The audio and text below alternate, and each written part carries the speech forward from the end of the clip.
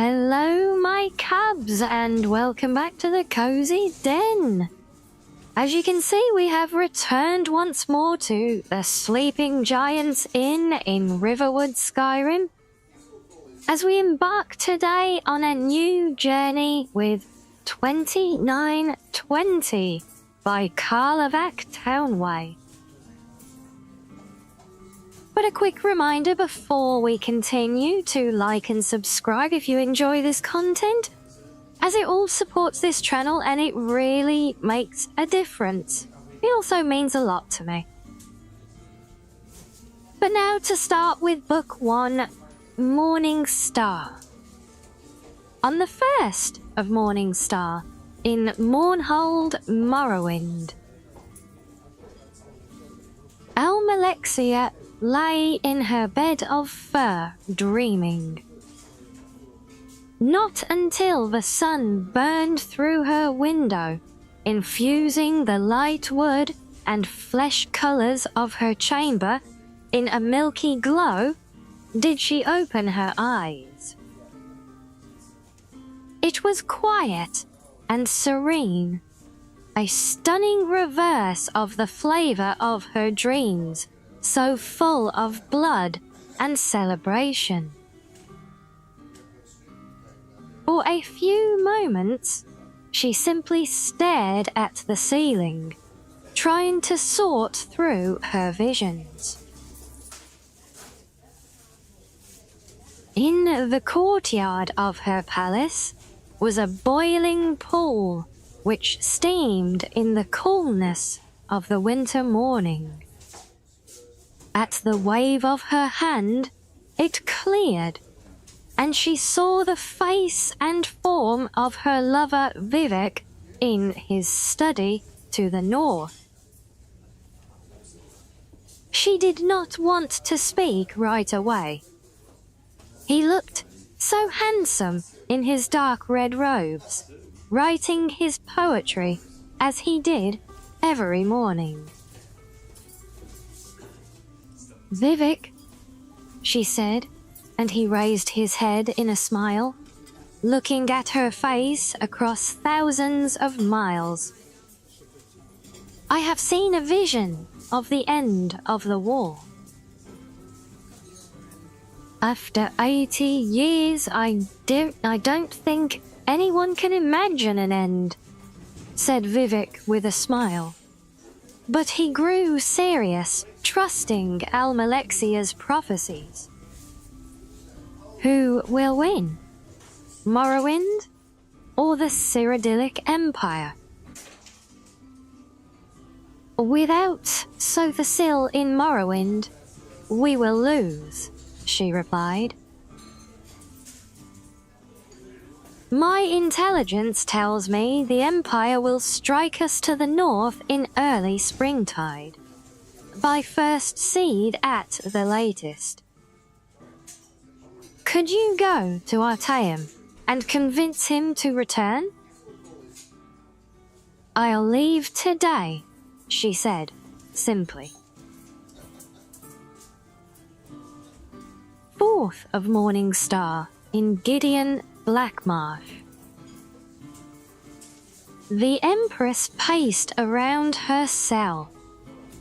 Wintertide gave her wasteful energy, while in the summer she would merely sit by her window and be grateful for each breath of stale swamp wind that came to call her. Across the room, her unfinished tapestry of a dance at the imperial court seemed to mock her.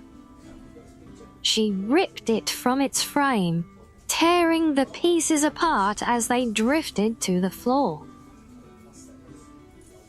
Then she laughed at her own useless gesture of defiance. She would have plenty of time to repair it and craft 100 more. The Emperor had locked her up in Castle Genovese 7 years ago, and would likely keep her here until he or she died. With a sigh, she pulled the cord to call her knight, Zook. He appeared at the door within minutes, fully uniformed as befitted an imperial guard. Most of the native Kothringi tribesmen of Black Marsh preferred to go about naked. But Zook had taken a positive delight to fashion. His silver, reflective skin was scarcely visible, only his face, neck, and hands. "Your Imperial Highness," he said with a bow. "Zook," said Empress Tavia, "I'm bored. Let's discuss methods of assassinating my husband today." 14th of Morning Star in the Imperial City in Cyrodiil. The chimes proclaiming South Wind's prayer echoed through the wide boulevards and gardens of the Imperial City, calling all to their temples. The Emperor Riemann III always attended a service at the Temple of the One, while his son and heir, Prince Gilek, found it more political to attend a service at a different temple for each religious holiday. This year, it was at the Cathedral Benevolence of Mara. The Benevolence's services were mercifully short, but it was not until well after noon that the Emperor was able to return to the palace. By then, the arena combatants were impatiently waiting for the start of the ceremony. The crowd was far less restless, as the potentate Versidiu Shai had arranged for a demonstration from a troupe of Khajiiti acrobats. "Your religion is so much more convenient than mine," said the Emperor to his potentate, by way of an apology. "What is the first game?" "A one-on-one battle between two able warriors," said the potentate, his scaly skin catching the sun as he rose. "Armed befitting their culture." "Sounds good," said the Emperor and clapped his hands together. "Let the sport commence." As soon as he saw the two warriors enter the arena to the roar of the crowd, Emperor Riemann III remembered that he had agreed to this several months before and forgotten about it. One combatant was the potentate's son, Savirian Chorak, a glistening ivory-yellow eel gripping his katana and wakizashi with his thin, deceptively weak-looking arms. The other was the Emperor's son, Prince Gilek, in ebony armor with a savage orcish helm, shield, and longsword at his side. "This will be fascinating to watch," hissed the potentate, a wide grin across his narrow face. "I don't know if I've ever seen a Cyrodiil fight an Akaviri like this. Usually, it's army against army. At last, we can settle which philosophy is better. To create armor to combat swords as your people do, or to create swords to combat armor as mine do.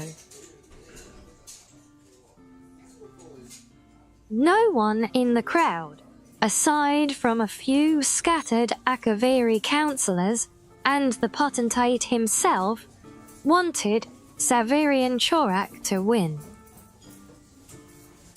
But there was a collective intake of breath at the sight of his graceful movements. His swords seemed to be a part of him. A tail coming from his arms to match the one behind him. It was a trick of counterbalance, allowing the young serpent man to roll up into a circle and spin into the center of the ring in offensive position. The prince had to plod forward the less impressive traditional way.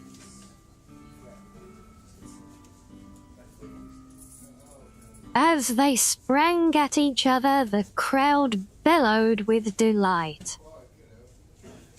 The Akaviri was like a moon in orbit around the prince, effortlessly springing over his head to attempt a blow from behind.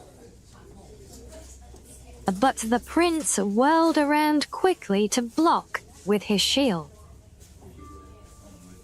His counter-strike met only air as his foe fell flat to the ground and slithered between his legs, tripping him. The prince fell to the ground with a resounding crash. Metal and air melted together as Savirian Chorak rained strike after strike upon the prince, who blocked every one with his shield. "We don't have shields in our culture," murmured Vasidou Shai to the emperor.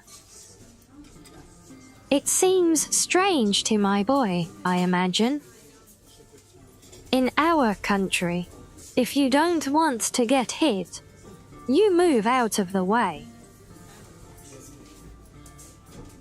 When Savirian Chorak was rearing back to begin another series of blinding attacks, the prince kicked at his tail, sending him falling back momentarily.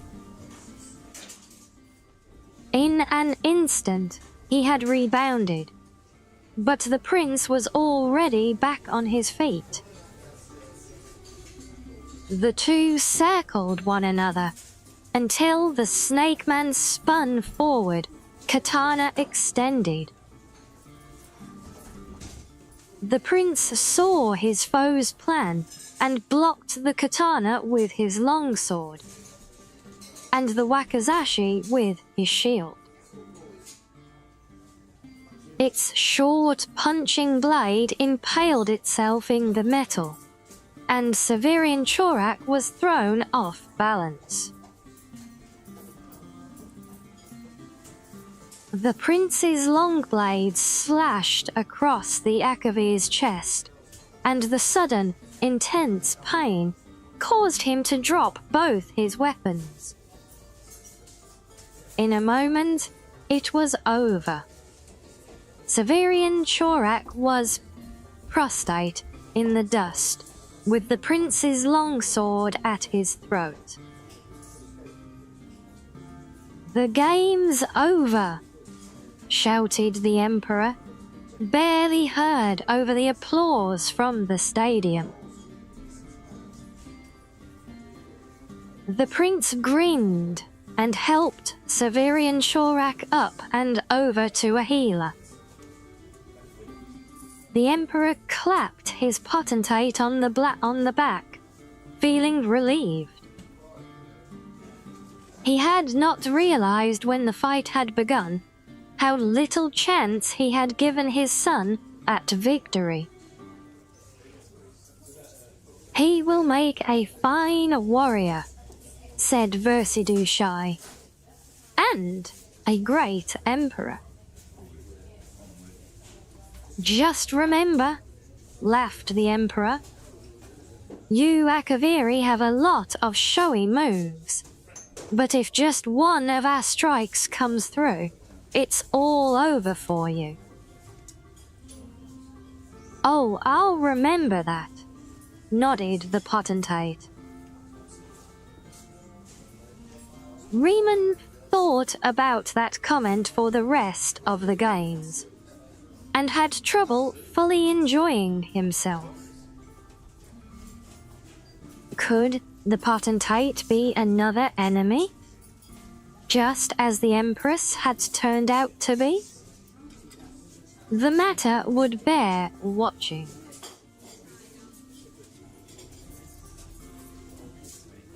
21st of Morning Star. Back in Mournhold, Morrowind.